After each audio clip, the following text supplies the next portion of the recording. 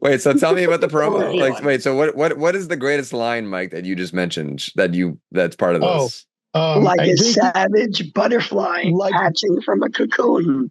Like the savage butterfly hatching from the cocoon. Wait, Greg, now you say it. Thing down. From like a savage butterfly hatching from the cocoon. No. Like Greg, a savage you butterfly. The next part. James says, like a savage butterfly hatching from the cocoon, and Greg goes, Gregdust.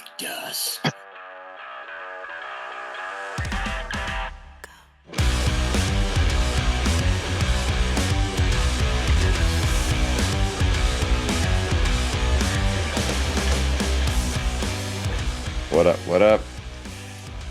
All right.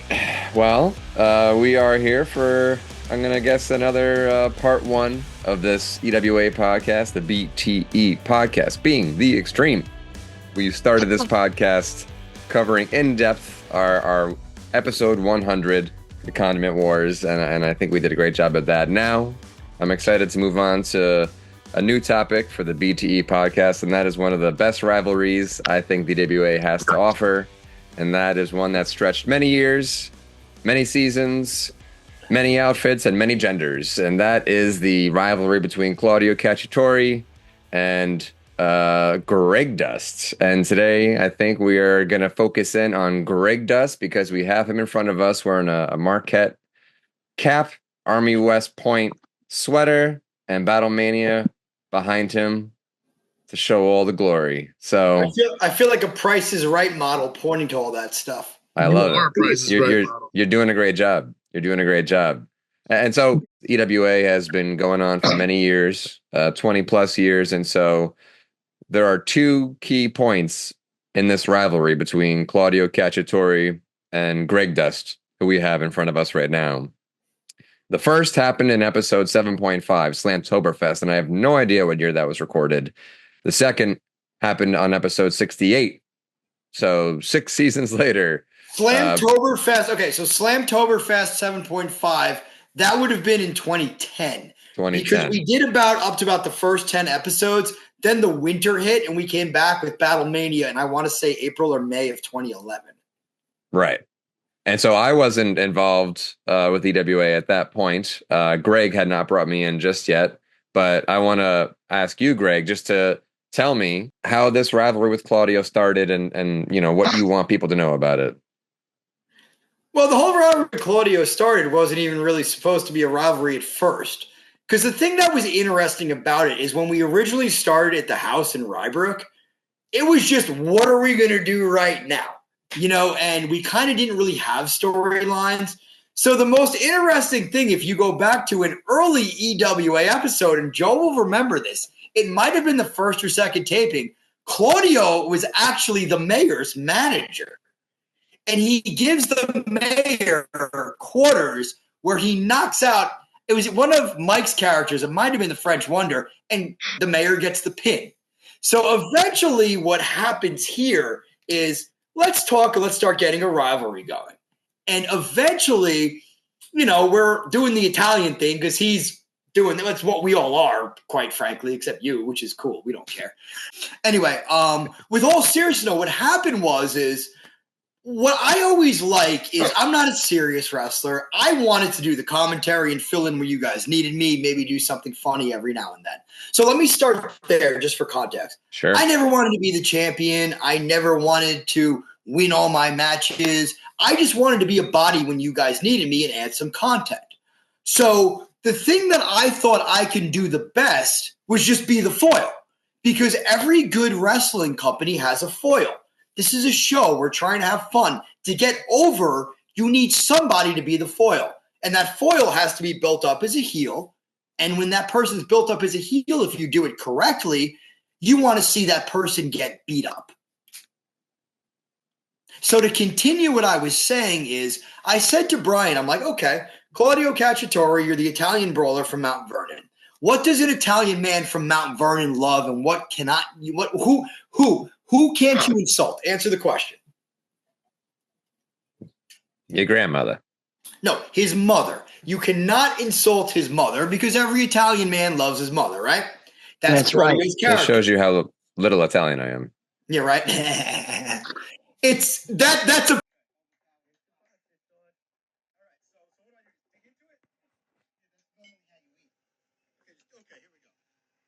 Let's see, does he like it?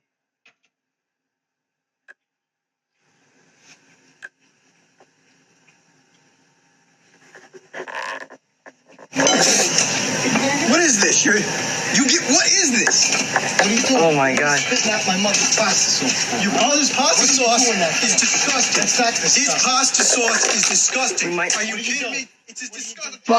But it's their natural chemistry and their personalities that sell it. You couldn't have done that with any two people. It's the two of you that make it funny. Thank you. Well, you know what it was too, is all this really was, in the 2000s decade, Brian was going to college in the city and I'd hang out with him down there all the time. We would just joke and make these stupid jokes about all this stuff. And it was, well, let's bring it into the wrestling ring now. That's kind of what it was. Because none of this humor that we have is anything new. It's just a matter of, let's be silly. Let's make it a match. And if someone wants to have a match over pasta sauce, it's like, come on, that is on brand right there, for and what then we have, I think a lot of people who saw it were just like, okay, that is so silly and funny. And you got an Italian character pouring pasta sauce on some guy's head. And naturally people are going to laugh. And they did. But I want to know, how did this become a rivalry? Okay. Like a rivalry is more than just one match, right? Correct. This is more than one match. Correct. Before I continue this, what I do want to say though is this was also done around the time where Jersey Shore was a very popular show on television. Okay. So that kind of played into the pasta sauce match. Because at that time, with the Jersey Shore was huge, me, Brian, and somebody else we had a podcast called Stugatz where we had these Italian characters too. So like that all kind of tied in as well, because me and Brian, and we used to go, and Greg too, I think, we used to go on these like Guido message boards and just piss off Guidos. There's a lot of that. Like, that's not directly related to the rivalry, but like, there's a lot of that stuff, which builds into why they would have built a rivalry based on something sort of so like ridiculous or trivial or whatever. Well, you know what it is too? It's Italian culture is a niche culture in the 2000s. You had The Sopranos, Jersey Shore, all the mob movies. So and that's our backgrounds. All that shit is you see on TV is it hyped up to 10. So that's what we did. We took our Italianness, for lack of a better term, and we hyped it up to 10. And I think it was funny too. Right, but right after that. Okay, so let's talk about the rivalry. Let's move on from being Italian, and we're going to talk about the rivalry. So what happened was Gregdust joined the Underworld. The Underworld was the Cobra. It was the Dark Outsider. It was led by the Seer. And it was pretty much a nefarious group that went to foil Claudio Cacciatore. There's a very, very famous promo that in the EWA. And we never, had wrestlers with the commentators, and we still don't. But in one of the episodes, Claudio comes on when the Dark Outsiders wrestling, and I, as Walt Paulie, go to him. Oh, you gotta respect that man, his wrestling ability. And Claudio goes, I don't have to respect anyone that steals anyone else's belt.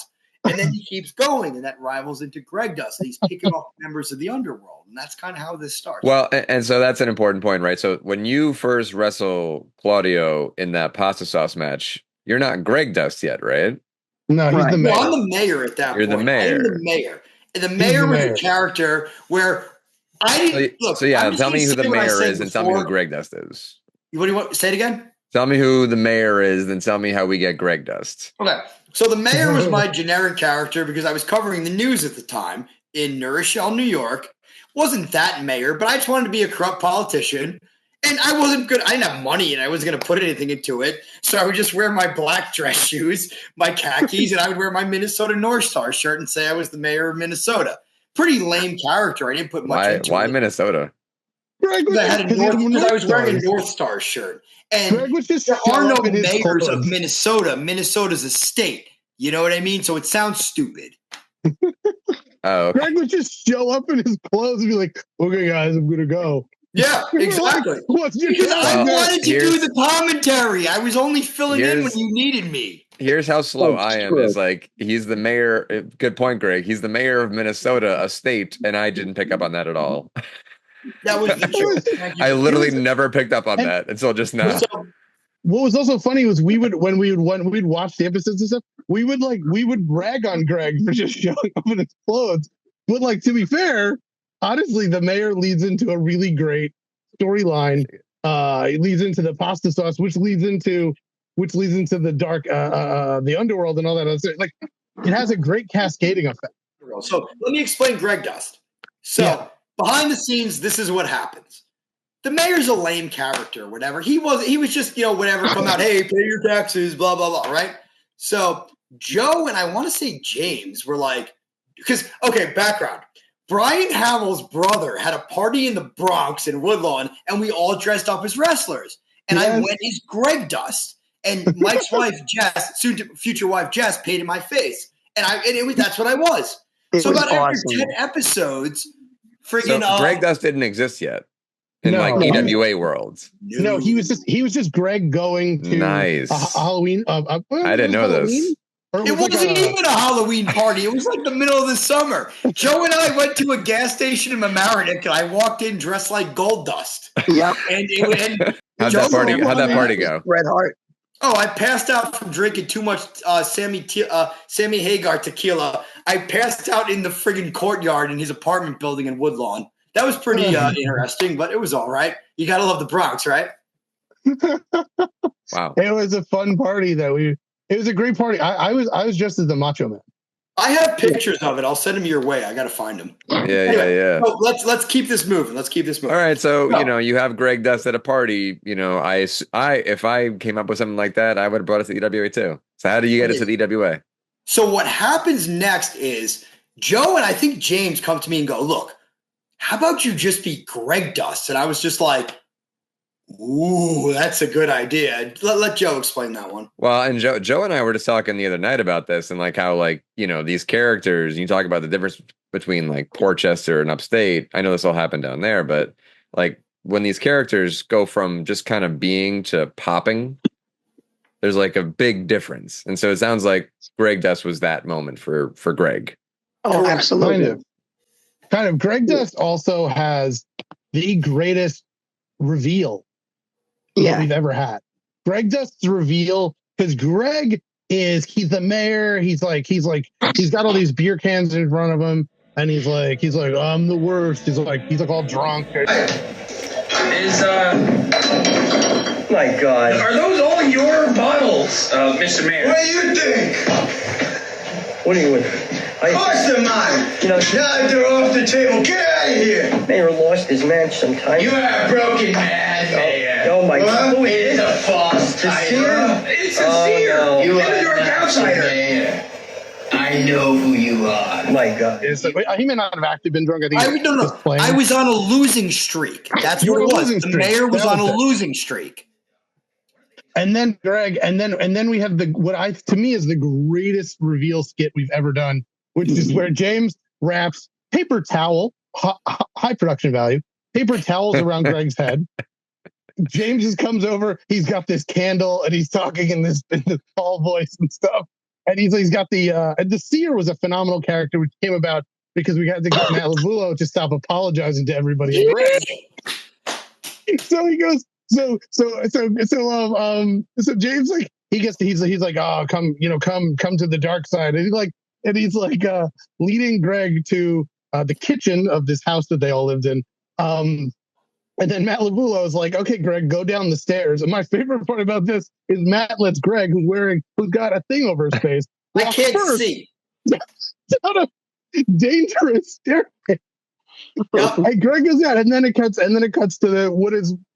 To me, that's still the greatest line ever. Revealed as the savage butterfly hatching from its cocoon. Gregdust. Matt, have you? The reveal of the savage butterfly. And James is holding. That's the line. A lit candle in front of Greg's face. That's what I was going to say. I'm shocked those paper towels that get set on fire in my face. Greg's wearing flammable material on the front of his face, and I have James makeup on as well. Mike, hold on one second. I have makeup and that flammable hairspray on. You know what you get for Halloween? Wow. And he has a candle about 2 inches away from the paper towels for all of this. And none of us, nobody is like, you're, hey, this is a you're dumb 2 idea. inches away from being a burn victim. Basically. But I'm also 2 inches Which would have been a great character, by the way. Greatest promo in EWA history. It's true. Wait, so tell me about the promo. So what is the greatest line, Mike, that you just mentioned that's part of this? Like a savage butterfly hatching from a cocoon. Like the savage butterfly hatching from the cocoon. Wait, Greg, now you say it. Thing down. From like a savage butterfly hatching from the cocoon. No. Like Greg, a savage say butterfly. The next part.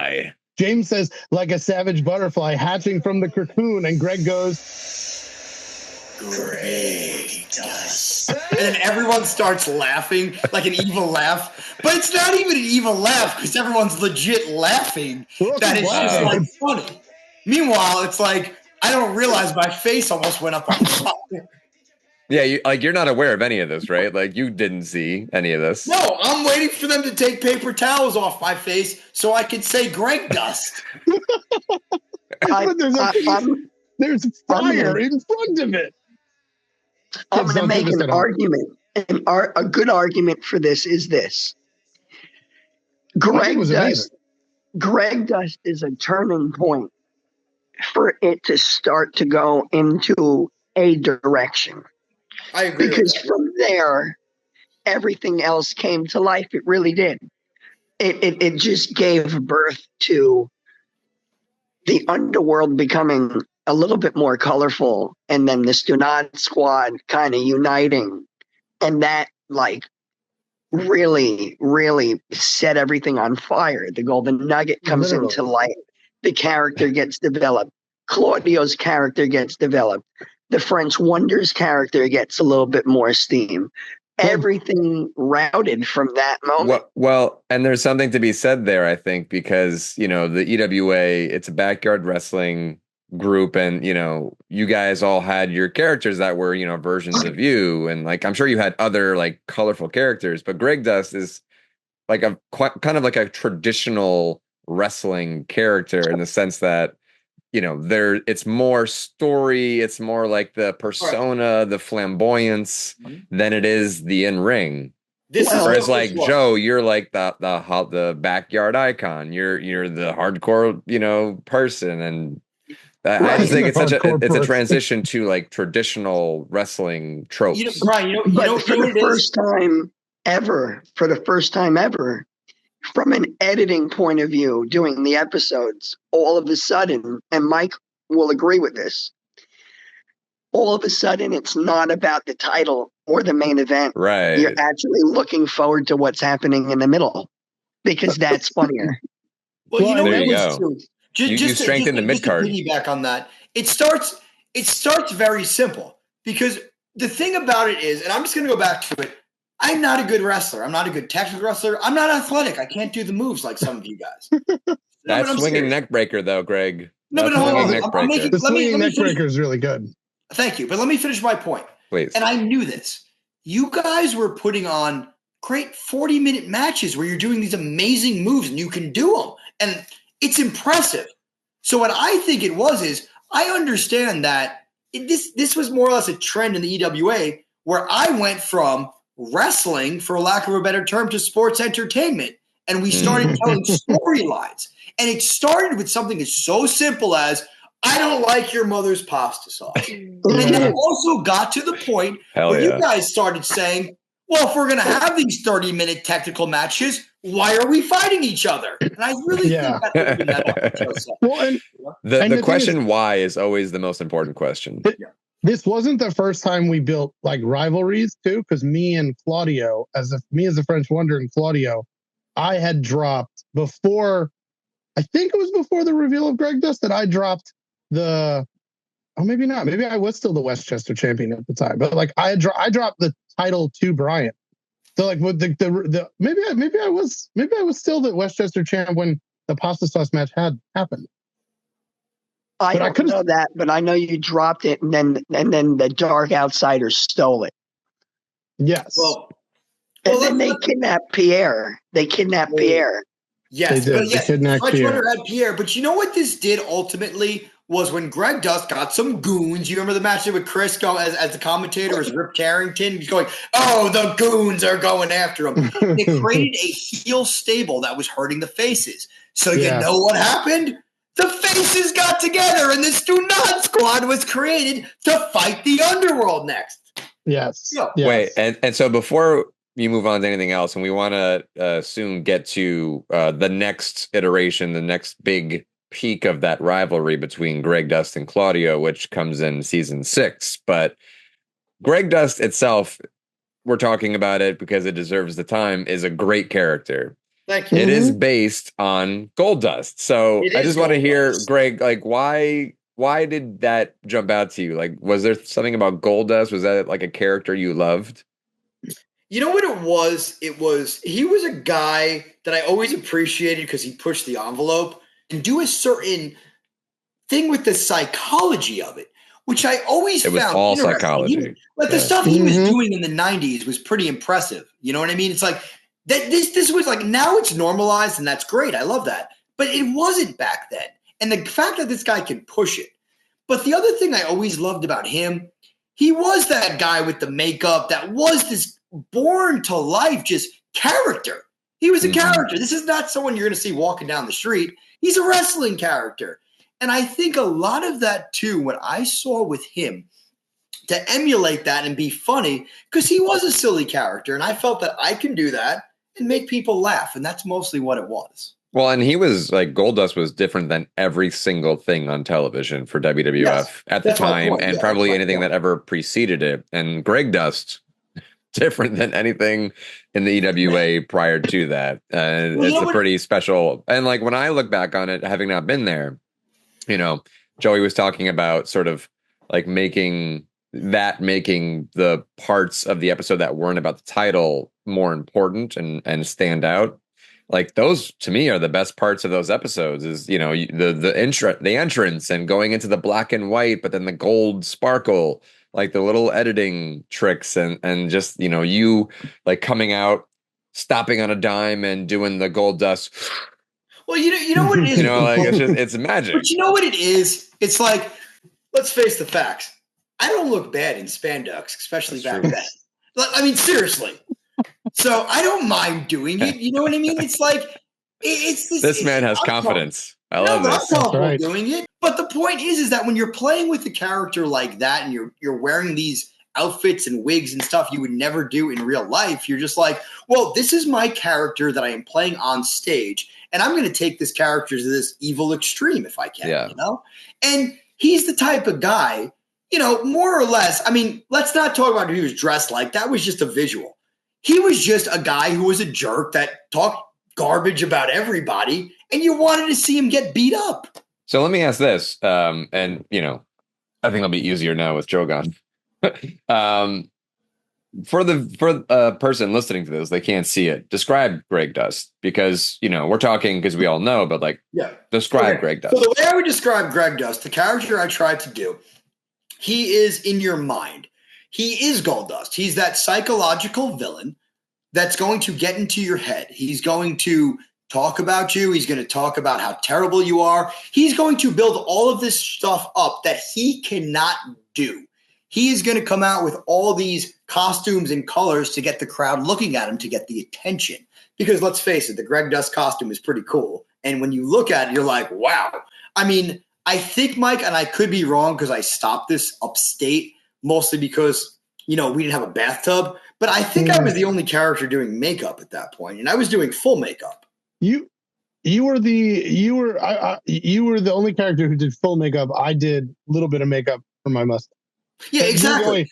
You did a full. I think, and I don't think Joey might have done the. Joey had like makeup. the Ultimate Warrior thing around the eye, but Greg would literally paint his whole face. But like that's a different thing to paint your whole face. Yeah, but you know what But you know what it is too? It's like when you get yourself in that character and everything, the whole idea when you get to the ring and everything is, I know that at least then I was the foil. I have to talk it up. Why do you want to see this guy get beat? You know what I mean? If he's just going to come out there and be lame, who cares? But when he talks and hypes himself up, I don't like your mother's pasta sauce. I think you're a bad wrestler. I think I'm better than you, and I'm going to show that. People want to see him lose. But then he cheats. And when he cheats and win a few matches, you're like, ooh, this guy needs his comeuppance, you know? That's right. I mean, then that I did that with that's how I dropped the title to Brian. That's how Brian and I's rivalry kind of ended, was like, I was cheating. I was cheating with, because I was the heel too, and I was cheating with Pierre. I was like, Pierre was helping to like get in people's face so that I could sneak wins out and stuff. Yeah, like schoolboy wins. That's kind of how it works. Yeah, so. and it's fun. And also, like, I think Gregdust provided Greg a real, like, instead of just being like, who are you? I'm the mayor. What do you do? I'm a grandpa. Like, instead of having kind of a pasted on personality, Greg just provided Greg an opportunity to like build a character and build a character that was more interesting. Like, well, and to like stop playing a character and really like become a character, right? Because like you don't really have to like say that much when you're Gregdust. Like you are visually you are something. Yeah, no, exactly. But that's one of the things I wanted to do, because you remember I originally had that painter's suit that Joe had, you know, and with the wig and the chain, the gold, the glasses and the gold, and the boa, the feather boa, whatever. Boa, yes, the boa. I had the boa. That's what I'm trying to say. And you know, that's what it was. And then at one point I actually had a Gregdust costume that was a singlet, but I lost that. That's my own fault. But you know what I had to? Oh, do you remember like the Golden Nugget costume? But I had a gold one. Yes. It was like a full body suit.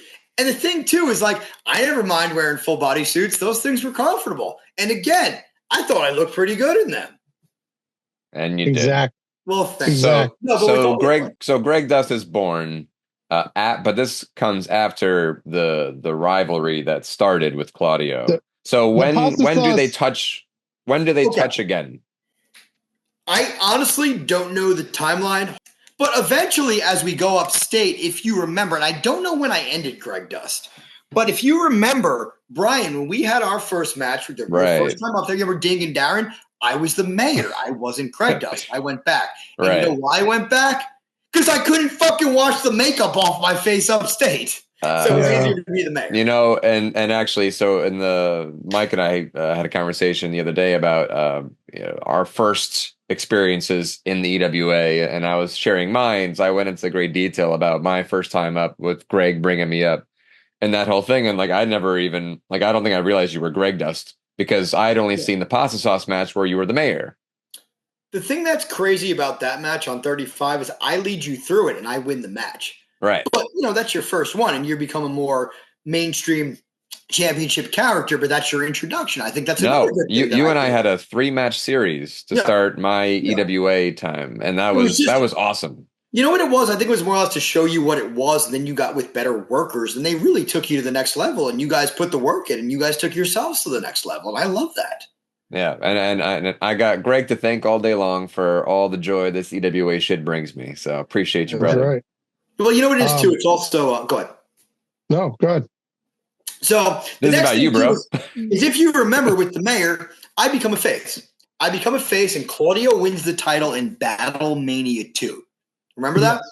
And he goes coast to coast. Claudio Cacciatore is the new EWA champion. You know, isn't that the one where the mayor takes the bullet for Claudio and he gets thrown out? I think so. I don't. Yeah, I think it. Yeah, I don't. I don't remember if it happens at the end, but it happens at some point. It's in the middle of the match that happens, because it's what I forgot how the mayor and the Claudio, they call it truce at one point. So what happens is with the mayor and Claudio is by the time they get to Battle Mania, Gregdust is coming in to make sure everything goes okay with Claudio and gets thrown out to help Claudio. And there's an episode of during his title run where I'm his manager, I remember, and I would show up at the ring with him. Well, that's interesting. Was that because Claudio, you were saying before, Claudio had been a manager for you in the early days, right? I don't think that's why we did it, but you got to ask him. But that's just a happy coincidence. That definitely happened. And we knew at the beginning when we started that Brian or Claudio would have, you know, about 10 defenses, and it would end with the mayor screwing out and start a new feud. Because that was the plan at the beginning when he got the belt was, have this long title reign where he builds himself up with win after win after win after win. And when it comes to losing the belt, he doesn't lose it because he's a bad wrestler. He loses it because he gets screwed by his friend. And that was the storyline that we had when he got the belt. And so this just is a matter of playing it out. Right. And so Claudio, correct me if I'm wrong, he loses the belt to Chaos. Is that true? I think he does. Chaos went on a long run with that. I think that's true. Let's just say it is, and we can correct it later. What? Luckily, there's 100 episodes that people can go back and find out whether we're whether we have any idea what we're talking about or not. Right. Somebody can correct us, but one thing about that about that match. Yeah, the mayor's in Claudio's corner, and he turns on him and pushes him off the rope, and Chaos gets the pin. And I'm pretty sure that's when Gregdust comes back. And this is what you got to talk to Brian about. But this is where Claudio gets obsessed with Gregdust, and that's all he can think about, which kind of stretches over, I don't know, 10 episodes maybe. I think it goes for a while. I think you two really kept that going for a while. Also, Brian liked wrestling you. Like Brian liked having matches with you. Yeah. Well, do you remember, on a side note, do you remember his first 3 title defenses? No. Where he beat the Dilemma 3 times in like a combined 25 seconds? Oh, yeah. Those were funny. Well, that's because the Dilemma is funny. Yeah. Hey, who's the Dilemma? Oh, Donnie. Dominic the Dilemma. That was my Guido character. We were getting back to the Italian stuff, to bring it all around. Right. So, so we have all this backdrop on the story with Gregdust back in the folds to screw over Claudio, screw him out of the title. So then, walk me through it. So let's keep the rivalry going. What's the next chapter? I'm not sure, to be honest with you, but I'm pretty sure we had a match in between there where we won or he got screwed or something like that. I'd have to go back and look. But the point is that Brian, the Claudio character, Gregdust becomes all he can think about at that point. And every match he's in and everything he's doing is just about Gregdust. So Gregdust at this point is in his head. And that's the main point of all of this after he loses the title. So Claudio is so obsessed, not with getting the title back, but with kicking Gregdust's ass, Yes. And I think, and it was the Pumpkinhead match. Was that the blow off? Was that the end of the rivalry? That was the blow off. That was the finale. That was the finale. Yeah. And it was I think it was also I don't know that the Pumpkinhead match was like planned for in the very beginning.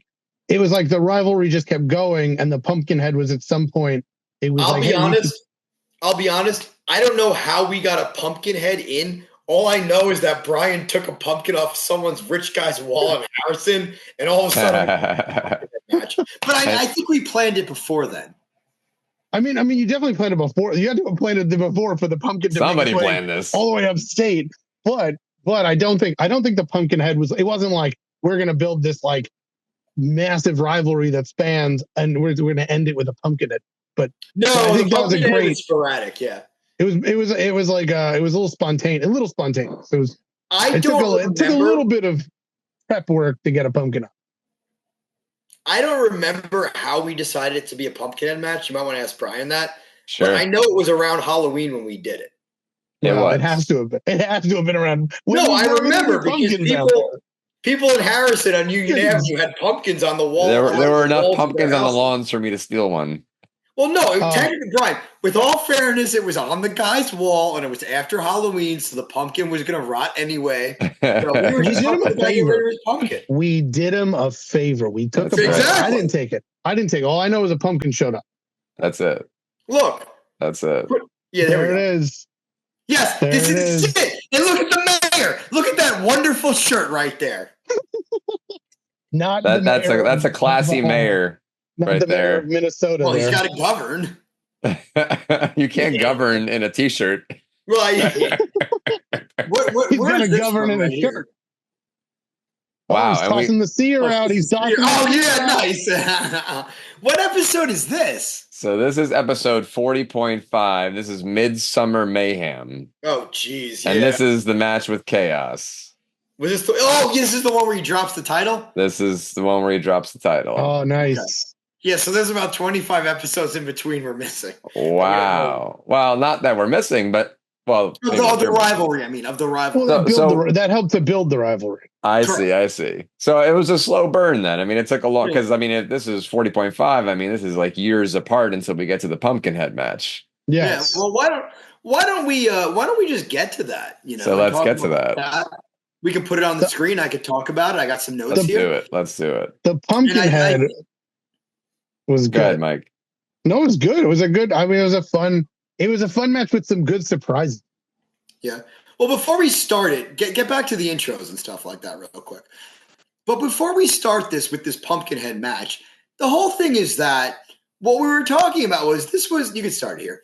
This was the pasta sauce match, but now we were going to use a pumpkin. So it's like, well, I beat you in a pasta sauce match. Now I'm going to beat you in a Pumpkinhead match and watch my promo in it. That's what I say, It was... It's like funny. I love our intro video. I love how you mix Freedom Mania in. We got to do that eventually. There's the pasta sauce one. It's funny how like the pasta sauce had this like interesting narrative element that we got into it. Like you guys like you had this like this vignette and then you had the pasta sauce match and everything like that. And the pumpkin was just like, how can we make the blow off of this interesting? Yeah. Which is good. Well, what was that? That was the match where Brian grabs my nose with the claw thing. I forgot what that was about. But that was funny. I think that's the one I beat him in. All right, so this is the Pumpkinhead match? It is. Yeah. It is. Okay. So the Pumpkinhead match. Let's get to it. Let's start. So I think what's nice about this match, just as a setup and an environmental thing, is, we had a few of us there that day, and I know that Mike and Chris and maybe one or two other people were just able to sit around ringside and kind of like almost watch it like fans. Oh, that's cool. You got that.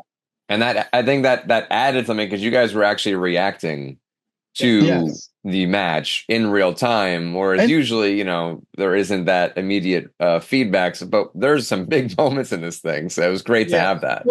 Well, the other thing and that's Greg's really good Gregdust spandex too. Yes. Yeah. There it is. That was the picture when I got my face lit on fire. No, but what this is this match is only about 7 minutes long, but we'll watch it. It's a 7 minutes just that goes very quickly. I think it tells a pretty good story too. That swinging neck breaker, man. Because at this point, Gregdust is in Claudio's head. You know what I mean? And once Claudio's in his head, Claudio can't think about anything else. Well, and that's another one of those, great strengths that this had, is that a Claudio promo is a beautiful thing. Yeah. And he does a great promo. All he does is get obsessed with Gregdust and goes, I accept at the end, and then we're on. Mm-hmm. That's beautiful. So that's right. Let me just show you. So going into this match, I'm the foil. I know I am coming into this match and I know I'm going to lose, but I have to get out there and be the best heel I can. So when I lose, people actually react. I come out, I throw my hands up in the air. I'm wearing my sweatshirt. I'm cocky. I'm arrogant. I know I'm going to win this thing. And I'm also saying things to Claudio that I'm going to beat him. Oh, the Marquette sweater. Oh, I love having the Marquette sweatshirt. I love wearing the Marquette sweatshirt to an EWA because Marquette doesn't understand that. Because that we're having fun. I want my Marquette sweatshirt. I'm just going to say this right now. Marquette, hey, I love you. Greg Maker, class of 2006. You did a lot for me. Can you please put this match on your webpage so we can watch it in 2026, 20 years later when I graduated? Show your alumni doing something creative. Thank you. I love you. You're the best. Go Marquette, number 18 in the nation. Let's go. What's interesting about this version of Gregdust is this is where Greg has become. I mean, and it's a practical matter too, right? Greg talked about like we don't have running water up there. Yeah. So like, Greg didn't want to put all this makeup on anymore because it's a lot to take off, and like we didn't necessarily show up prepared all the time. So this is like this melding now of Greg the Greg the Mayor Maker and Gregdust, where no longer is Greg he's wearing like the purple spandex, and I don't know what the hell that move was, but it was something. He's wearing the purple spandex and his shoes, and but he doesn't have like the makeup on or anything like that. He's got this interesting like mix, right? So Can you pause the match real quick? I want to point something out. Yeah. Okay. So if you notice in the beginning of that match, the first thing I do when the bell rings is I run outside the ring and have Claudio chase me. Because Gregdust in and of himself, Gregdust is a coward. He can't fight. When you touch him and he's not cheating, you're going to beat him. You know, the only way he can win is by cheating. So by running away and getting that heat and that heel heat, people want to see Gregdust get knocked out, clean house, but he won't let him do that, which is raising the heat. And when Gregdust gets back in the ring, he low blows Claudio and takes advantage, thus keeping the crowd down like, ooh, They don't get that early pop you would see in and I'm not comparing myself to Hulk Hogan or the Ultimate Warrior, but when their matches, they would come out, they'd beat up the heel, rip off the shirt, and go crazy. Gregdust prevented the face from doing that in that match, if you notice. And one thing that was done on purpose too, by the way, to not get the early face pop, to show Gregdust as the heel dominating. Yes. To show that it's delayed gratification, And one thing that Mike likes to point out often, how bad we are at tag team wrestling and triple threats. But another thing that we're really bad at as EWA wrestlers is the run away cowardly from the face outside the ring, and then actually have that work. Yeah. I don't think anyone's ever once successfully just made that work where the heel runs around the ring and then grabs the leg, takes the advantage. Somehow we've not pulled that off yet. Yeah. All right, so continue. I mean, it's tough. It is. So Greg does with a drop kick to the corner. I love it. This was a good. This is one of those. It was nice that we had so many people at that time. Yeah. Because we had the other guys. We had those other younger guys. We got Snot Mucus. Yeah, we had Snot Mucus. And Crying Ryan. I forgot who else was there, but it was a nice opportunity for, like you said, me and Chris to sit there and watch. And also, and it is way more fun to have a crowd. Yeah. Cheering, have a crowd. We learned that. We know that from Battlemania 1. We know that from Freedom Mania, from the Condiment Wars. It's more fun to have people there who are cheering on. And also to have a nice close up camera is so big too, because you can kind of hide some of the stuff. Whereas if you have a wide angle the whole time, this looks. Okay, so I want to point something out here. So now we go to the outside, and this is one of those moments where Claudio takes advantage. So you're seeing the face get some hope here. He's beating up Gregdust, and he's getting some offense in. Because now that they're on the outside, Claudio's the brawler, and when Gregdust comes into Claudio's environment, Gregdust doesn't stand a chance. So you're seeing that right now on the outside. But watch what happens when he throws me back in the ring. He gets a few moves in, but then I take control to get back that heel beating up the face momentum right there. You're going to see it right here. I always love that Claudio has the kick pads. Oh, I love those too. Yeah, no, he's got a good costume. I like it. So watch, he's getting his licks in, get the crowd going. But look, there we go. I cheat, I hit him in the balls, and there we go. The heel is back in charge of the match. That dirty Gregdust. What's he doing there? He's I don't know. He's got him in an ankle lock. He's got him in you lock the ankle and the knee. Oh, I always like that. The one where you got him you're like an anaconda. So more or less, what I'm doing is just keeping it at the momentum where the face needs to overcome the heel. That's the whole point of this match. Yeah, Greg, say that again. I'm sorry, I was talking over you. What I was saying is, at this point, is you're seeing, you get that cheating aspect where the face has to overcome not only the heel but the cheating, because Claudio hasn't cheated. Gregdust is the one that's cheating, and he's not going to win Gregdust if he can't keep cheating. And that's the whole point, because he's a coward. Oh, there he goes. I do like you're playing a very effective cat and mouse game. Yes. Oh, here you go. There you go. That was a terrible punch, but it's all good. Here we go. Knocked But him we out. got the leg drop. We got the. Oh, he is Hulk Hogan. Greg, you are Hulk Hogan. Brother. The clothesline, the leg Here, drop. watch, I mean, watch. Here cheats. comes my big splash. This is the best I could do.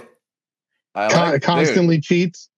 Then constantly cheats. This is my favorite shot So now of we the get. match. Okay, so let me explain this. Ah, Now it's so good.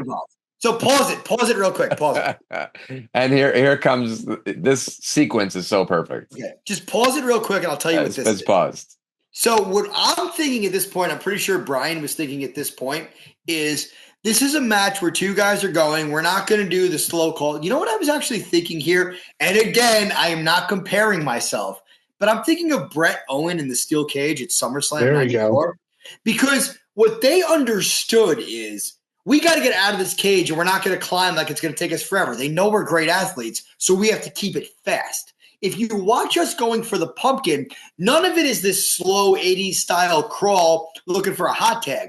We're going for it and putting it in, and the other person's trying to make sure the pumpkin stays away because that's the way to lose a match. Right. Because if we were doing The psychology is very similar to a cage There you match in go. that sense. That's There you true. go. Continue. Thank you. I didn't think of it like that. But that's the If idea. you, Greg, if you had to pick, and I just want to pause before I see Claudio's beautiful face do this, but Greg, if you had to pick to be one or the other, Bret or Owen? Oh, Bret. Nice. I mean, Without a doubt. that's an obvious one. One is still alive. That was my next comment. Crazy comment, though, where this is being recorded, Owen Hart died down the street from here. That's right. Oh, Greg this is tried to great. bring me to the stadium where Owen We Hart went. died before I left No, Kansas did we City. And go? I said, no. no, Greg, I'm not doing that. We didn't go. Greg just pointed it out to us. Well, yeah. Okay. It was the next time that I went. Pumpkin. So notice the pumpkin is back gotta in get the back to match. Kansas The City. idea, but Claudio just backs off and stops the pumpkin from happening because That's we're not right. going to be like slow about it. If Yeah. you're going, you're going to stop it. You know. And at this point, Greg nearly smashes the pumpkin while falling. Yeah. Well, you know what it is too. That was my chance to get it on him, and he counters that. He I mean, counters. of course, It was I good. It was tripped good. because I'm clumsy, but I mean, it was a good move. It was just funny to like. Yeah. It was just funny how you got him almost. Greg, the way you pumpkin. fell from that drop toe hold was the way Aaron Rodgers falls from every sack ever. it's. Oh, look at that! A football reference. Oh yeah, football. I don't know. I don't like football. So now we're There at the we go. point. Now we're at the point where Claudio has had enough. He's had enough of Gregdust cheating. Now he's going to kick his ass.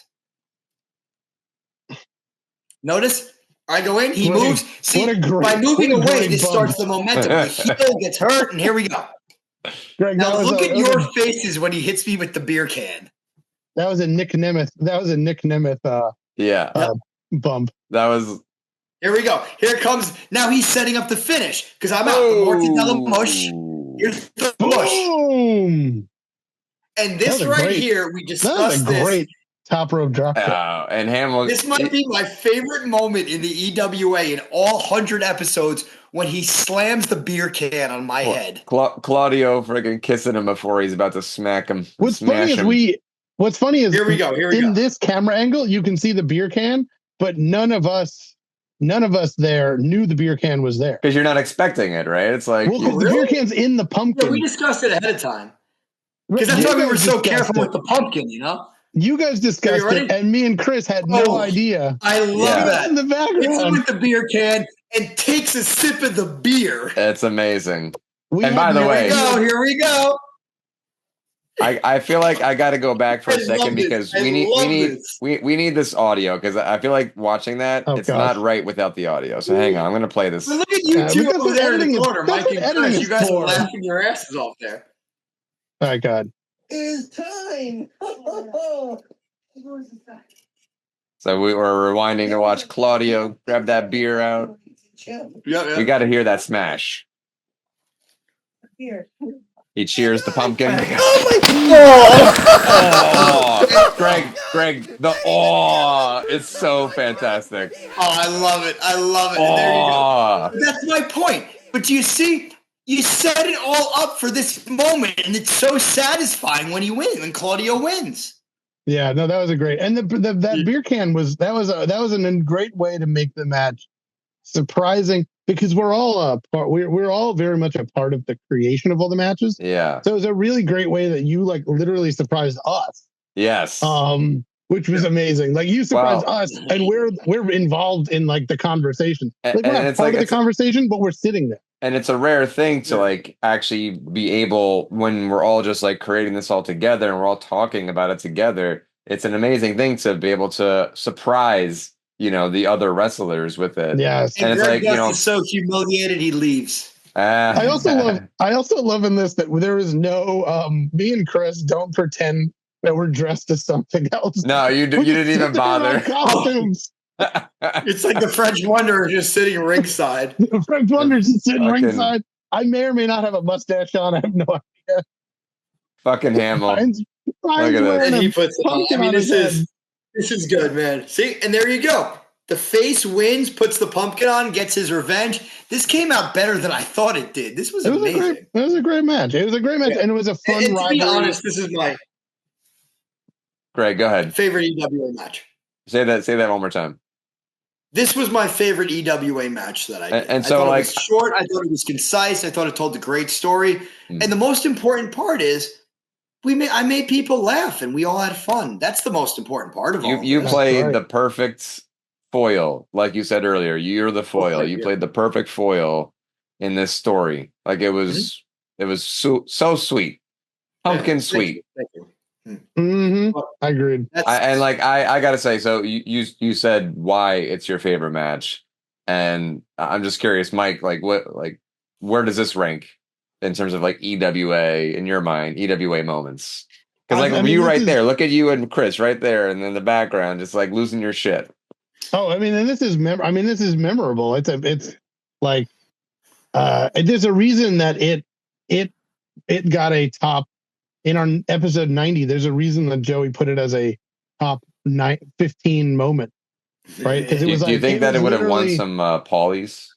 Yeah, if we had the Paulies, I think I would have won. I think so. If the Paulies had lasted more than one season, and Joey and James and Greg sitting there high, the French Wonder swept the Paulies. I know. And then Paul got mad on the internet. Oh. And Matt got mad too. Oh well, it's all right. It wasn't. It wasn't like it was that. It wasn't like something well defined. You know what I mean? It was just like they were sitting there like, let's make up awards. Because the whatchamacallit, WWE had the Slammies at the time. That's right. Well, it is what it is. So, but you know what it is too. I think ultimately with the EWA and with what we did, it's like I said, it's supposed to be fun. If you tell a good story, you don't like. I just want to get back to me personally. It's just I haven't done as many matches as you guys, and I'm not going to do the athletic stuff like you guys. So I got to tell a story. I got to make it fun. I got to make people watch. And if it's more sports entertainment than wrestling and it makes people laugh, I think that's good too.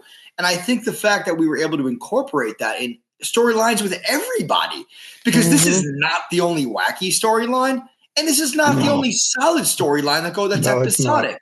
And I really think that the best part about doing this was being able to tell a story and being creative. And something as silly as getting a pumpkin put on your head by your friend, how do you not enjoy that? You're hanging out with your friends having fun, and that's the best part of this to me. That's true. That's a great way to put it.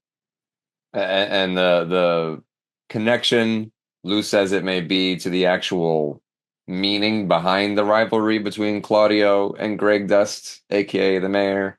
The pasta sauce and the pumpkin come together for this beautiful, glorious, years-long, episodes-long rivalry that I'm really happy to just like spend an extra amount of time on.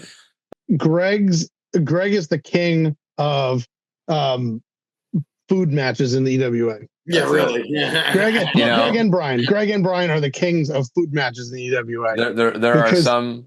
I don't think anybody else did food. Well, I mean, besides the Condiment Wars. But actual food, literal food was involved in the match. Yes. There was one match where the French Wonder smashed Hollywood in the head with an eclair. But it wasn't like a match. It was just like I did it at the end of a match. But it wasn't like a part of the match. I just did it at the end. These are the food wrestlers that we have to offer. These are up. literally like a match that was defined by honestly food in it. There should just be like EWA is great and everything, but there should just be a food-based wrestling organization. Like every match is just something to do with food. I'm sure that exists somewhere. I bet there's already one. You know what? I'm sure that exists somewhere on the internet, and it's probably a pay site, if you know what I mean. That's what I'm saying, man. That's what I'm saying. Oh man. No, but with all seriousness, just to wrap it up, because I got to go. It's, I think the greatest we just wanted to do the Pumpkinhead match, but you know what? It turned into a rivalry episode. And I think more or less, when you look at rivalries and good rivalries, just in the EWA, the best ones were the ones that were silly, they were fun, and there was competitiveness to it. And there were other ones that were just straight up, how can I wrestle? And I think who's the better wrestler? And I think the best thing we did is both the quote-unquote wrestling and sports entertainment. And I think the fact that when we originally started and when Brian, just to bring it all the way back, when Brian walked out as my manager on that first episode and we had no clue what we were doing, I think we really got our stuff together. I think we really put it good. And I think we told some very good stories over the years. And I had a lot of fun doing it with you guys, Well said. Very well said. A great note to end on. Thank you, Gregdust. Thank you very much, guys. It's always, I love you guys. It's always good seeing you. And whenever you need me to do this, just let me know and we'll set it up. Hey, man. All right. Look forward to a lot more. Definitely, guys. You have a good night. Take care now. See ya.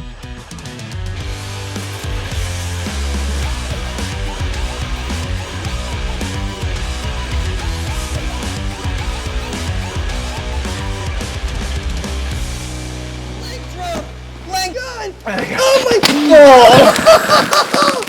my God! Ladies and gentlemen!